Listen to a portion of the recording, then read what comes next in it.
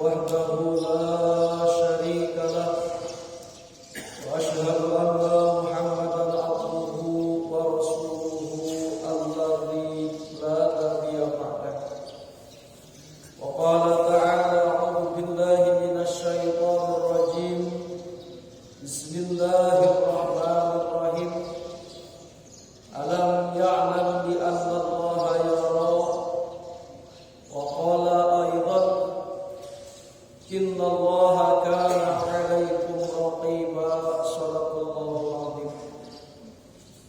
Alhamdulillah, puji syukur kita panjatkan kehadirat Allah yang mana atas karunia nikmatnya, bil khusus nikmat iman, nikmat Islam, nikmat sehat dan sempat, nikmat taufik, hidayah dan inayah, sehingga kita subuh ini bisa melaksanakan kewajiban kita, yaitu sholat subuh dengan berjamaah di masjid yang kita cintai ini.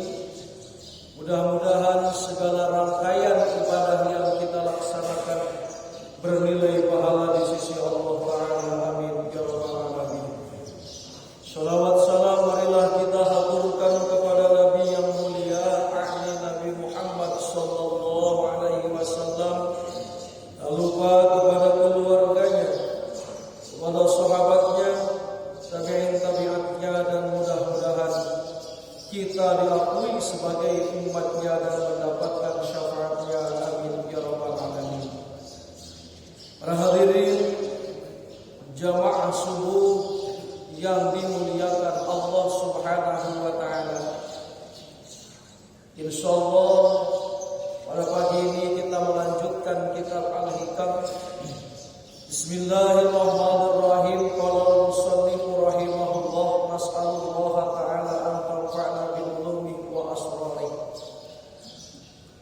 La tataraqabu faraqal agyari fa inna dzalika yaqta'uka an wujudil muraqabati lahu fima huwa muqim fima huwa maqamuka fihi, yang artinya janganlah engkau mengaku atau janganlah engkau menunggu atau menanti akan lapangnya hati dari hal-hal yang mengganggunya, yang mewaswasinya, karena menunggu yang demikian itu memutuskan engkau daripada muraqabah bagi Allah pada sesuatu yang Allah menempatkan engkau pada sesuatu itu. Para hadirin jamaah subuh yang dimuliakan Allah Subhanahu wa taala, dulu kita pernah menjelaskan, menguraikan ketika Allah memberikan atau menempatkan kepada kita suatu keadaan, dan dengan keadaan itu Allah ridho kepada kita. Misalnya kita ditempatkan oleh Allah jadi pedagang, dan Allah ridho kepada kita tatkala jadi pedagang itu, karena dulu pernah kita sampaikan tanda Allah ridho kepada kita jadi pedagang: satu, dengan berdagang kita tidak maksiat kepada Allah; dua, dengan berdagang kita tidak meninggalkan ibadah kepada Allah. Majelis taklim tidak ditinggalkan, wirid-wirid tidak ditinggalkan. Itu pertanda Allah ridho kepada kita jadi pedagang. Kalau misalnya kita jadi pedagang atau jadi pegawai, tapi dengan jadi pegawai itu kita maksiat kepada Allah, salat wajib ditinggalkan, wirid-wirid ditinggalkan, majlis taklim ditinggalkan, itu pertanda Allah tidak meridhoi kita jadi pedagang, maka dulu kita di situ dianjurkan mencari usaha yang lain yang diridhoi oleh Allah. Jadi dulu pernah menguraikan begitu. Sekali lagi tanda Allah ridho kepada kita, menempatkan kita di atas suatu pekerjaan. Misalnya contoh kita jadi pegawai, dengan pegawai itu kita tidak meninggalkan sholat. Dengan jadi pegawai itu kita tidak melakukan yang haram. Dengan jadi pegawai itu justru kita meningkatkan ketaatan kepada Allah. Itu pertanda Allah meridhoi atau menempatkan kita dijadikan pegawai itu. Para hadirin jamaah subuh yang dimuliakan Allah Subhanahu wa taala.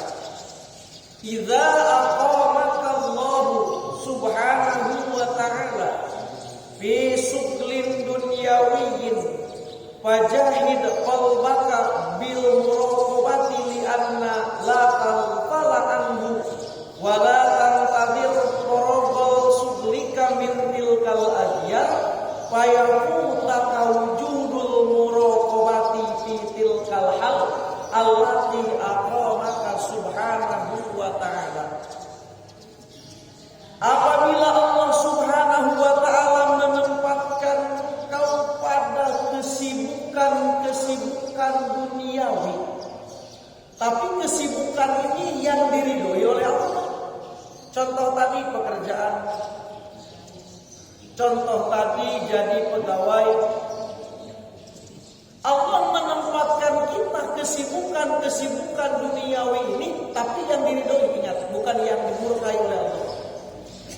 Nah, kita tidak boleh menunggu lapangnya hati kita untuk menunggu muraqabah. Karena apa? Kalau kita sholat dengan sibuknya pekerjaan, padahal pekerjaan ini sudah diridhoi oleh Allah. Laksanakan sholat itu, tapi jangan kita menunggu hati kita lapang, jangan menunggu hati kita tidak sibuk untuk muraqabah. Contoh, ibu alhamdulillah oleh Allah ditakdirkan jadi pedagang atau bapak jadi pedagang. Dengan berdagang itu sholat tidak ditinggal, ibadah tidak ditinggal. Artinya ibu bapak diridhoi oleh Allah jadi pedagang itu. Pas sholat, maklum kalau kita punya kesibukan, pasti hati ini terus sibuk. Bahkan ketika sholat itu, jasad kita sholat, hati kita masih megang kalkulator. Nah, ini yang dibahas di sini, yang akan dibahas. Bagaimana caranya supaya kita keluar daripada itu? Itu maksudnya. Nah, akan mengatasi masalah ini dalam hikmah ini. Ibu bekerja di kantor, alhamdulillah dengan bekerja itu tidak maksiat kepada Allah.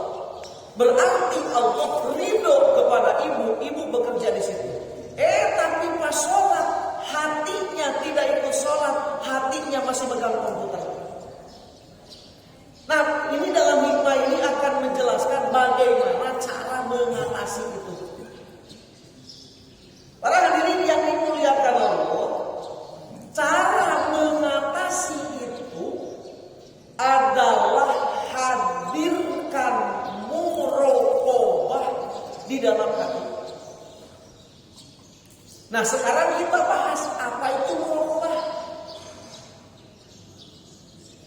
Muraqabah itu banyak tingkatan-tingkatannya. Bahkan ada 7 tingkatan muraqabah. Yang akan dibahas di sini karena kita ini pemula, yang akan dibahas muraqabah yang paling rendah. Apa muraqabah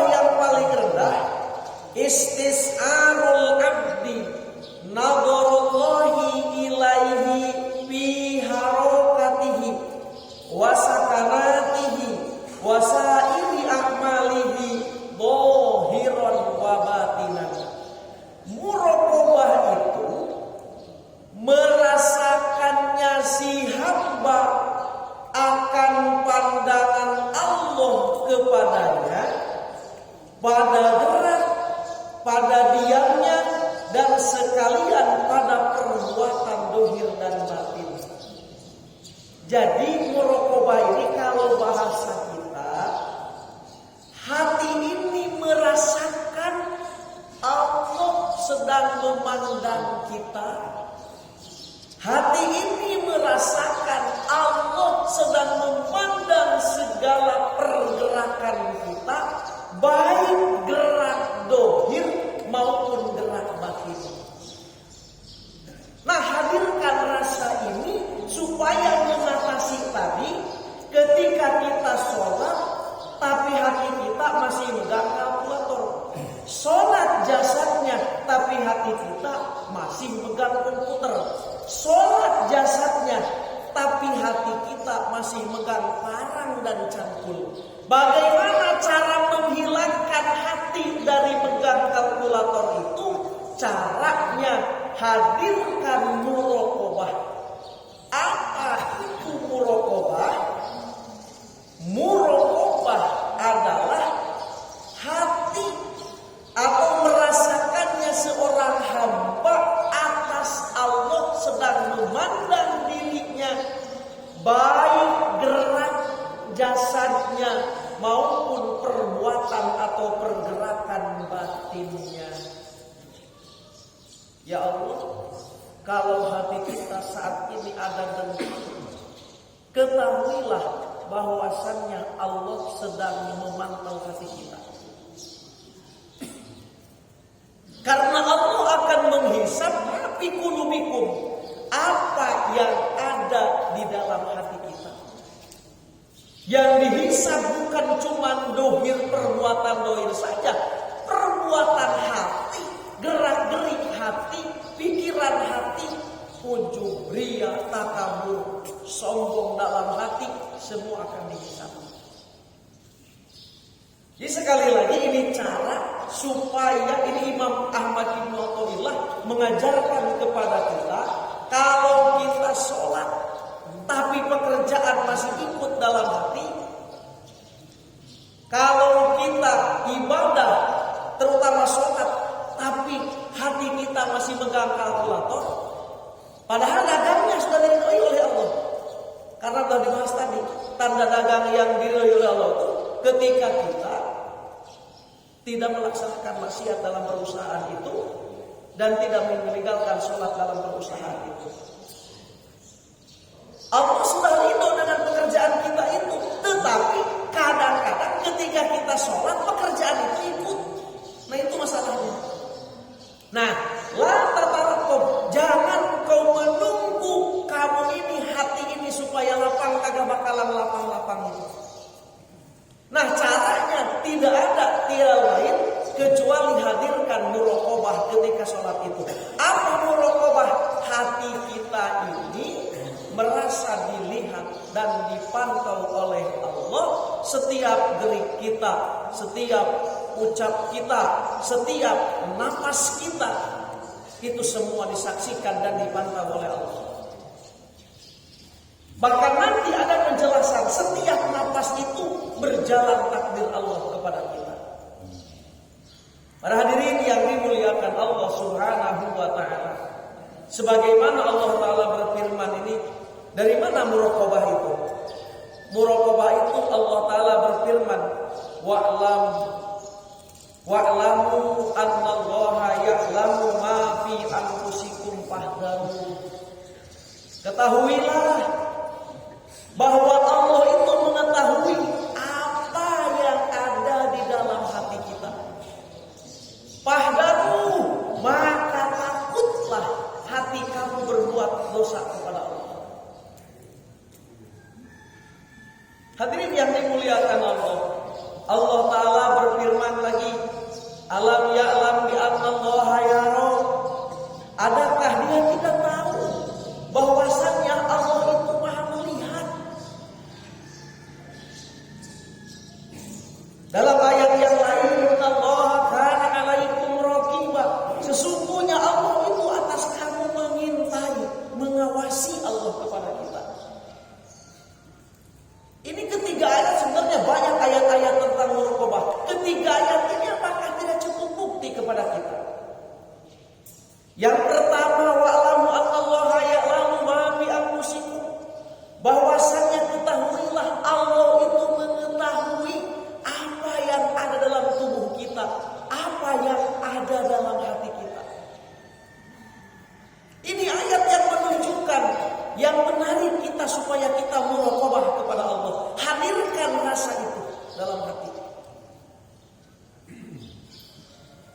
Dalam ayat yang lain, bi anallaha yara, ketahuilah bahwasannya Allah itu melihat kepada kita.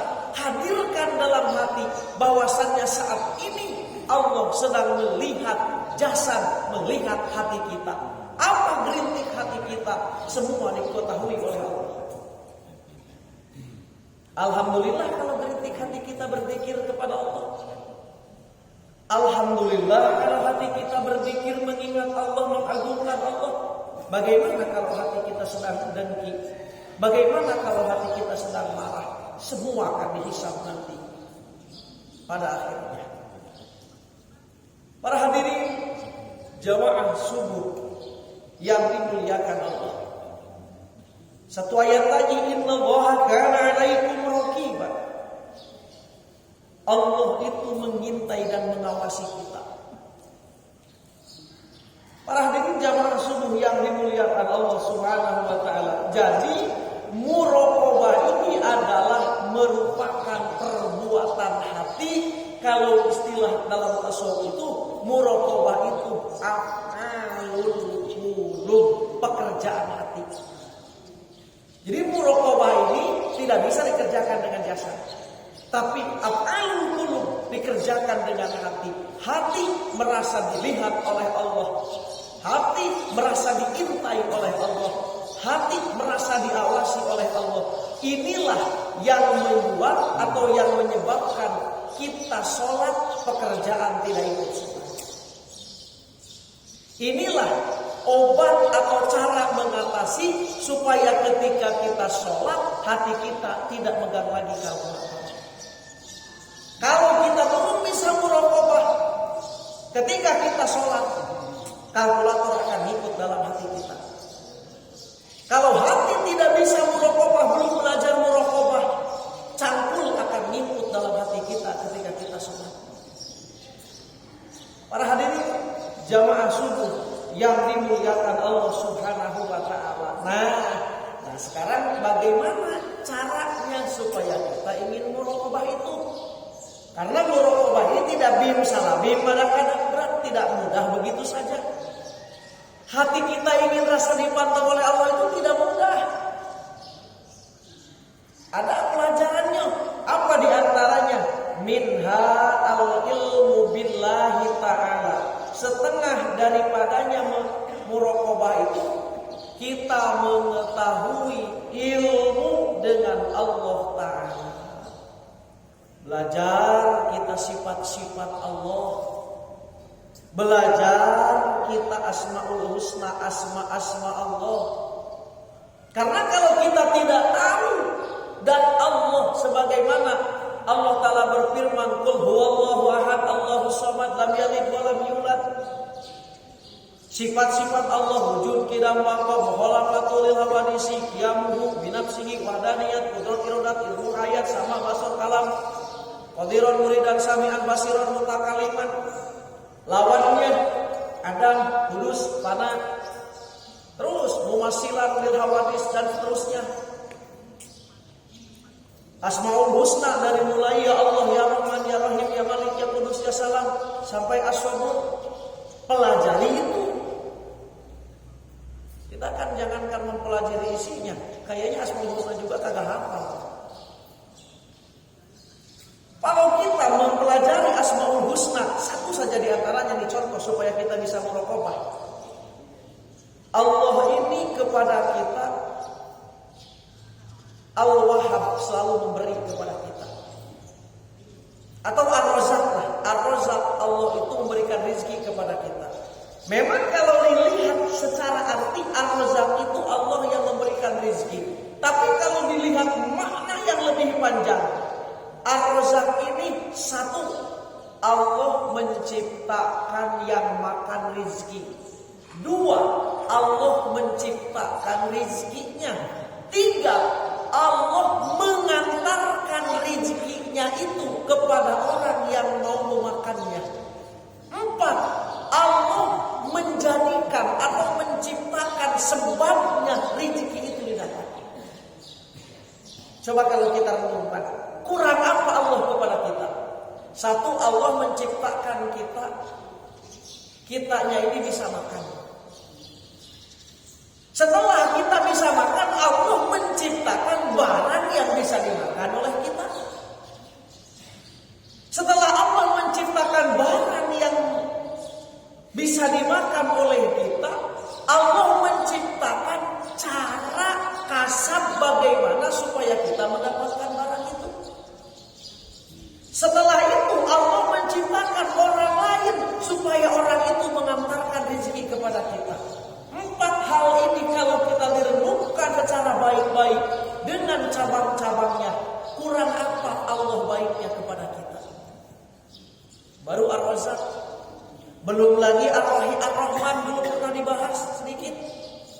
Ar-Rahman itu Allah memberikan nikmat, huwa al-mun'imu bijalailin ni'am.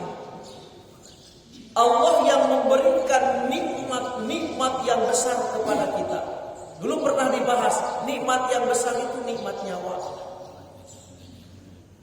Hadirin yang dimuliakan Allah, tidak ada yang mampu memberikan nyawa kepada kita selain Allah. Ayo, segagah apapun, sekuat apapun, secerdas apapun kita, kalau Allah cabut nyawa kita, ilmu kita tidak bisa menolong kepada kita. Nah, mengetahui al-ilmu billahi ta'ala, mengetahui Allah dengan segala-gala sifatnya, ini akan menimbulkan muraqabah, merasa kita dipantau oleh Allah. Hati kita ini selalu merasa dipantau oleh Allah. Hati kita selalu merasa dilihat oleh Allah. Apa yang digerintikan oleh hati kita, baik itu keburukan maupun kebaikan, itu dipantau oleh Allah. Yang kedua, kasratul azkar, perbanyak zikir. Kagak bisa orang muraqabah, susah bisa muraqabah kalau dia jarang berzikir. La siyaman min qauli la ilaha illallah, terutama ketika membacakan la ilaha illallah. Lisan kita ucapkan la ilaha illallah, hati kita seminimalnya mengucapkan tiada Tuhan selain Allah. Maksimalnya lagi, diperpanjang lagi, bukan maksimalnya lagi. Hati ketika mengucapkan la ilaha illallah, mengucapkan ingat Allah, terus artikan tiada Tuhan selain Allah. Tiada yang memberikan nikmat kepadaku selain Allah. Tidak ada yang menggerakkan jiwa ragaku, nafasku, semuanya illallah, kecuali Allah. Dinafikan semua, nafi isbat, dibuang semuanya. Yang ada hanya satu yang memberikan kepada kita, illallah, hanya Allah Subhanahu wa ta'ala. Kasratul dzikri ma'al hudur, memperbanyak zikir serta menghadirkan hati tadi, seperti lisan kita la ilaha illallah, minimal hati kita ucapkan tiada Tuhan selain Allah, minimal.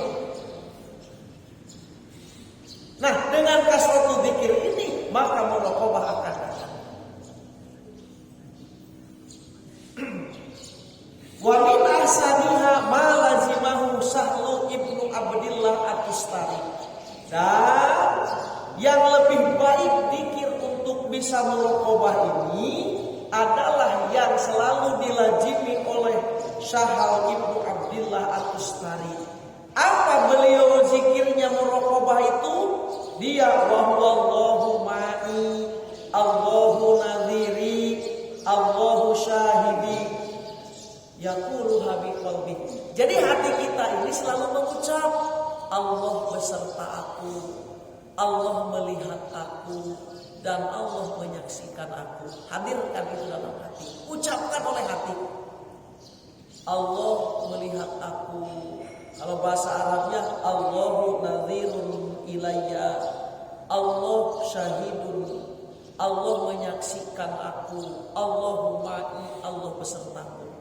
Ucapkan, dikirkan oleh hati, Allah besertaku, Allah melihat aku, Allah menyaksikan aku. Inilah yang lebih cepat mengentarkan hati kita untuk muraqabah. Hadirin yang dimuliakan Allah Subhanahu wa ta'ala, karena nanti akan ada tingkatan setelah muraqabah, yaitu musyahadah. Nah, hadirin jamaah subuh yang dimuliakan Allah Subhanahu wa ta'ala, ketika kita terus melazimi zikir la ilaha illallah masa hati kita hadir ma'al hudur, bukan zikir ma'al ghaflah. Makanya zikir ini falah qasron, zikir ini punya cangkang dan punya isi. Ada antakula lisanuka la ilaha illallah, lisan yang ucap la ilaha illallah, la ilaha illallah, tapi hatinya di pasar. La ilaha illallah, tapi hatinya sedang bekerja, sedang ingat pekerjaan. Itu zikir ma'al ghaflah, tapi tetap masih ada keuntungannya. Walaupun dalam ghaflah ada pahalanya, cuma tidak besar.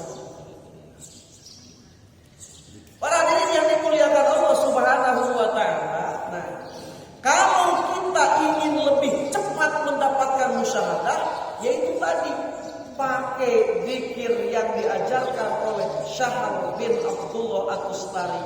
Ucapkan oleh hati minimal 3 kali. 3 ucapan ini. Allah besertaku, Allah melihat aku, Allah menyaksikan aku. Ini yang akan mendorong kita punya kekuatan di hadapan Allah. Hadir muraqabah kalau begitu. Para hadirin yang dimuliakan Allah Subhanahu wa taala, wa minha al-muhasabah. Di antaranya ingin muraqabah, selain zikir, selain tadi zikir-zikir yang diajarkan, al-muhasabatu, perbanyak memperhitungkan diri. Apa perbanyak perhitungkan diri? Perhitungkan diri kita. Sehari kita 24 jam waktu itu Pak Bu. 24 jam sehari semalam. Tanya diri kita, berapa jam pakai ibadah? Berapa jam kita ini pakai yang sia-sia? Coba kalau kita renungkan, pakai ibadah belum tentu 30 menit sehari semalam. Sholat cuma 25 menit. Itu pun juga sholat jasadnya, hati tidak ikut sholat. Baca Al-Quran kita jarang. Zikir-zikir kita banyak ditinggal. Wirid-wirid kita banyak ditinggal. Hadirin yang dimuliakan Allah Subhanahu wa taala. Berarti kalau kita ibadah sehari semalam paling banyak cuma setengah jam. Perbandingkan waktu 24 jam, hanya setengah jam yang dipakai mendekatkan diri kepada Allah. Al-muhasabatu. Inilah di antara penyebab ingin mendapatkan muraqabah. Orang yang tidak menghitung diri susah untuk muraqabah. Agak bakal bisa. Para hadirin yang dimuliakan Allah Subhanahu wa taala. Muhasabah itu bermacam-macam pengertiannya. At-tasabbutu qabla al-fi'li liyazinahu bimizani syar'i, yaitu berhati-hati sebelum berbuat. Ini di antara muhasabah. Berhati-hati sebelum kita berbuat untuk ditimbang dengan timbangan syariat. Nah, inilah orang yang muhasabah.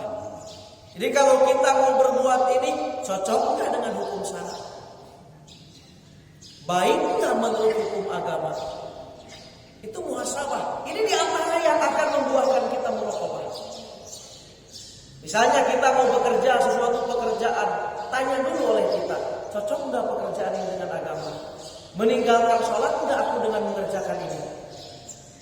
Nah, kalau itu muhasabah, insya Allah ini akan membuahkan nanti muraqabah.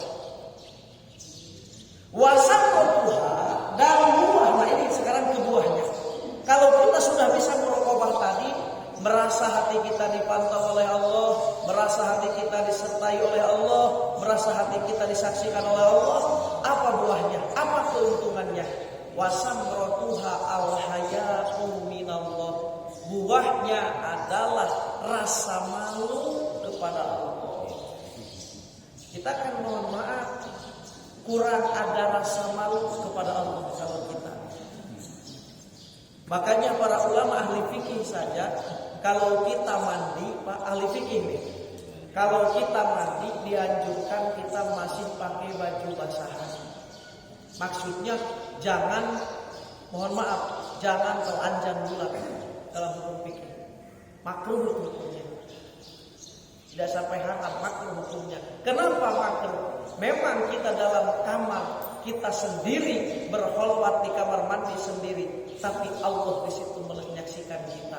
Nah, orang yang sudah muraqabah tadi, buahnya akan ada rasa malu. Jangankan memikirkan berbuat maksiat kepada Allah, mandi telanjang bulat aja tidak akan berani kalau orang dalam hatinya sudah ada muraqabah. Itu. Para hadirin jamaah yang dimuliakan Allah Subhanahu wa taala.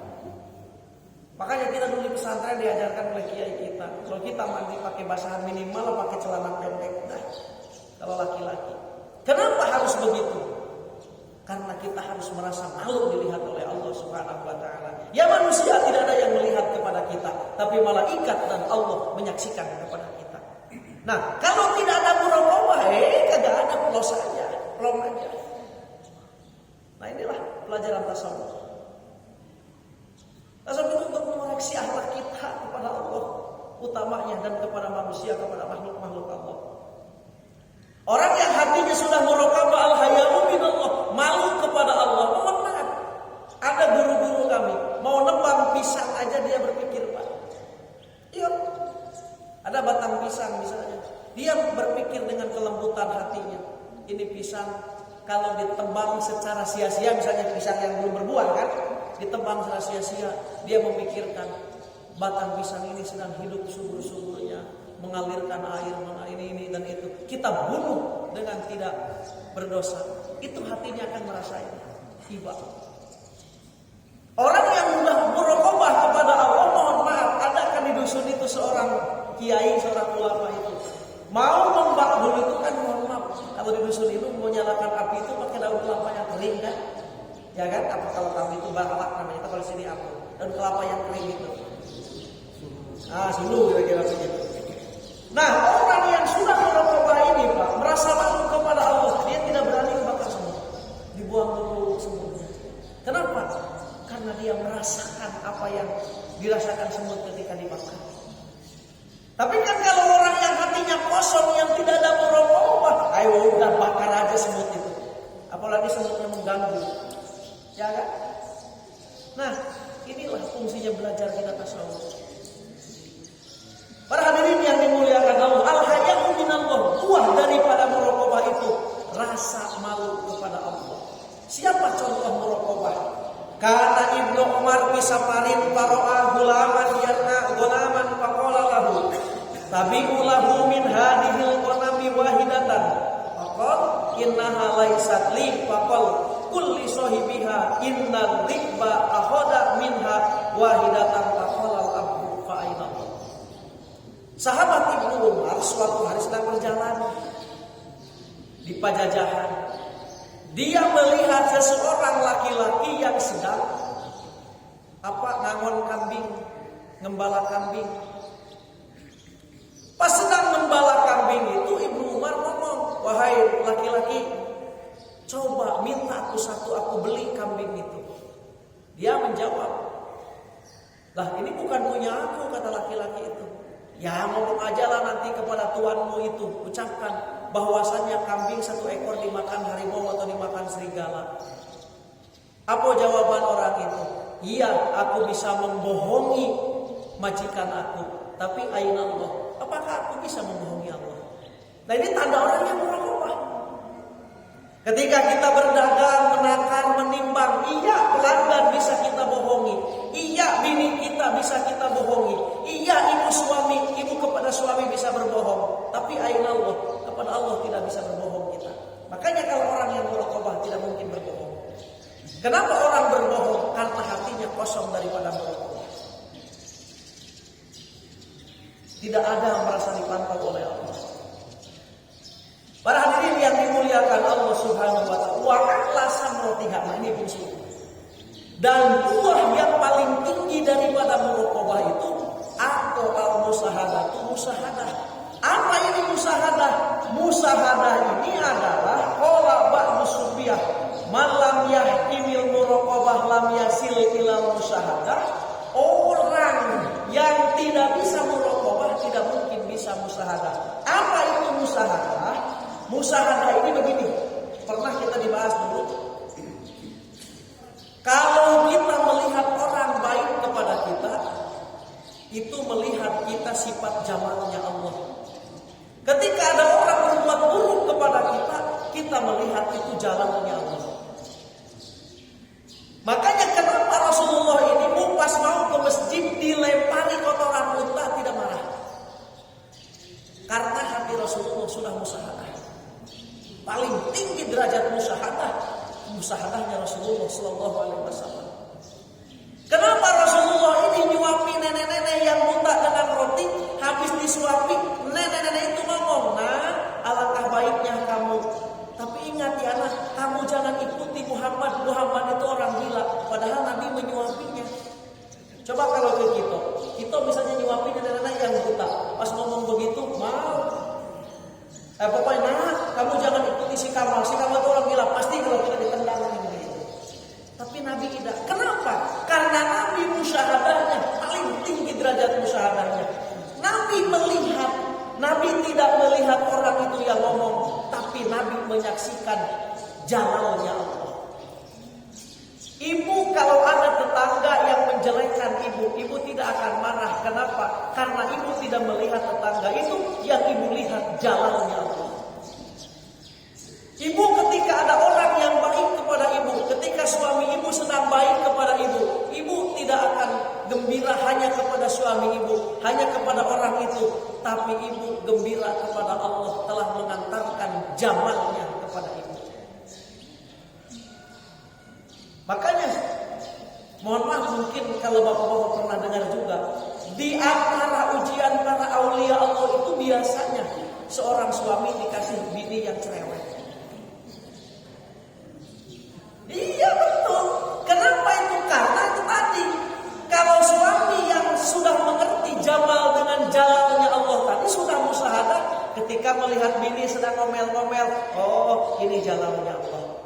Ketika bini sedang baik, oh ini jamalnya Allah. Sehingga dianggap biasa karena yang dia lihat adalah Allah, bukan perempuannya lagi, bukan bininya lagi. Nah, tidak mungkin kita bisa musyahadah ini seperti ini tadi kalau kita tidak muraqabah dulu. Walaupun kita sudah tahu ilmu musyahadah, tapi faktanya kita tidak bisa melaksanakan kalau kita belum bisa muraqabah. Jadi dalam hikmah ini sekali lagi, ketika Allah sudah memberikan kecocokan kepada kita pekerjaan, tanda pekerjaan itu cocok dengan kita dengan bekerja itu tidak meninggalkan sholat, kita dengan bekerja itu tidak meninggalkan wirid, kita dengan bekerja itu tidak meninggalkan majlis taklim. Itu tanda cocok pekerjaan itu dengan kita. Nah, engkau jangan menunggu kesibukan itu tidak ada. Tetap yang namanya duniawi walaupun cocok dengan kita pasti sibuk. Nah, cara mengatasi itu tadi, hadirkan muraqabah dulu. Contoh ketika kita sholat, walaupun pekerjaan itu cocok dengan kita, kalkulator masih ikut dalam hati kita ketika kita sholat. Bagaimana cara mengatasi itu? Hadirkan muraqabah. Apa muraqabah? Muraqabah yang paling cepat caranya yaitu tadi zikir yang diajarkan oleh Sahal bin Abdullah At-Tustari, yaitu mengucapkan dalam hati, Allahumma Allah beserta aku, Allahu nadirun ilayya, Allah melihat aku, Allahu syahidun alayya, Allah menyaksikan aku. 3 ini perbanyak ucapkan oleh hati kita. Insya Allah hasil muraqabah. Kalau sudah hasil muraqabah akan berbuah, diantaranya berbuah rasa malu kepada Allah. Buah yang paling tinggi daripada muraqabah ini musyahadah. Apa musyahadah tadi? Merasakan, menyaksikan semua itu adalah perbuatan Allah. Ada orang yang menghina kepada kita, oh mulutnya digerakkan oleh Allah. Yang dilihatnya Allahnya bukan orangnya lagi, sehingga tidak sakit hati. Nabi dilempari kotoran unta mau ke masjid tidak marah, pas tidak ada itu malah ditengok orang itu kan. Kenapa? Karena Nabi melihatnya Allah yang menggerakkan orang itu untuk memuji beliau. Nah hadirin yang dimuliakan Allah Subhanahu wa taala, kalau kita sudah bisa musyahadah, hidup kita akan nyaman, baik hidup di dunia maupun hidup di akhirat. Inilah yang disebut dalam ayat, ya ayyuhatuhan nafsul mutmainnah. Wahai jiwa yang tenang. Jiwa yang tenang itu yang mana? Jiwa yang tenang itu adalah orang yang sudah bisa duduk di muraqabah dan di maqam musyahadah. Kalau jelaskan begitu. Kagak mungkin kita bisa tenang kalau kita belum musyahadah. Kita sering risau urusan rezeki, sering risau urusan amal, sering risau urusan keluarga, sering risau urusan kesehatan. Kenapa risau itu semua? Jawabannya karena hati kita belum bisa musyahadah. Coba orang-orang yang sudah bisa musyahadah, diberikan sakit apapun, dia nyaman tertawa, dia rindu kepada Allah. Kenapa? Karena dia tidak melihat penyakitnya. Yang dia lihat adalah nampaknya sifat jalalnya Allah. Allah lah yang dia lihat. Ketika dia dapat nikmat, dia tidak sombong. Kenapa? Karena dia tidak merasa dapat nikmat itu. Tapi yang dia rasakan, Allah lah yang sedang menitipkan nikmat itu. Apa diri kita? Nah, inilah dalam ilmu tasawuf, pelajaran tasawuf, menarik kita supaya menarik kepada jiwa yang tenang, sebagaimana tadi firman Allah, wahai jiwa yang tenang, kembalilah kepada Tuhanmu. Jiwa yang tenang itu adalah orang yang sudah bisa muraqabah dan musyahadah. Sumpah demi Allah, kalau hati kita belum bisa muraqabah, kalau hati kita belum bisa musyahadah, jiwa kita tidak akan tenang. Walaupun jasadnya tenang lagi tidur, walaupun jasadnya lagi rokokan, walaupun jasadnya lagi ketawa-ketawa, tapi hatinya tidak akan tenang. Kenapa? Karena muraqabah dan musyahadah tidak hadir dalam hatinya. Hadirin jamaah subuh yang dimuliakan Allah, sekian dulu hikmah pagi ini yang kami sampaikan. Adapun segala kekurangan dan kelebihan kepada Allah kami mohon ampun, kepada ibu bapak kami